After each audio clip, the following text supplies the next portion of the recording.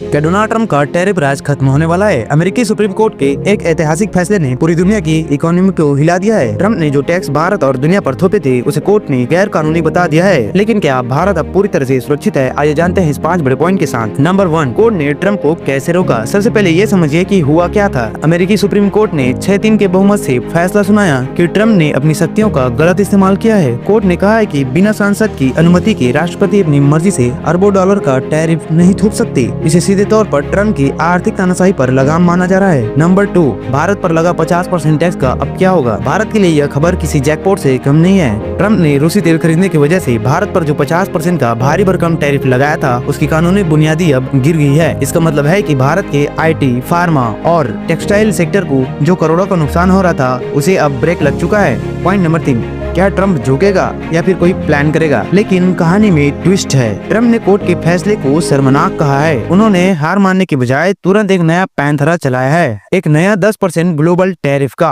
Trump का कहना है कि वो अमेरिकी मैन्युफैक्चरिंग को बचाने के लिए किसी भी हद तक जाएंगे, चाहे कोर्ट कुछ भी कहे। नंबर 4, भारत और अमेरिका की सीक्रेट डील का क्या होगा? राहत की बात यह है कि इस कानूनी लड़ाई के बीच भारत और अमेरिकी की दोस्ती काम आ रही है। हाल ही में भारत पर टैरिफ 50% से घटाकर 18% किया गया था। ट्रंप ने साफ किया है कि भारत के साथ हुई उसकी ट्रेड डील बरकरार रहेगी, यानी कि भारत को बाकी दुनिया के मुकाबले कम चोट पहुंचेगी। नंबर 5, नतीजा यह है कि अब अमेरिका में अनिश्चितता का माहौल है। अगर ये टैरिफ पूरी तरह से हटते हैं तो भारत में बनी चीजें अमेरिका में सस्ती होंगी और भारतीय कंपनियों का मुनाफा बढ़ेगा। क्या आपको लगता है कि भारत को रूसी तेल खरीदना जारी रखना चाहिए या अमेरिका की बात मान लेनी चाहिए? अपना राय कमेंट बॉक्स में जरूर दीजिएगा और इसी वीडियो के लिए हमें आज ही लाइक और सब्सक्राइब कीजिए। धन्यवाद।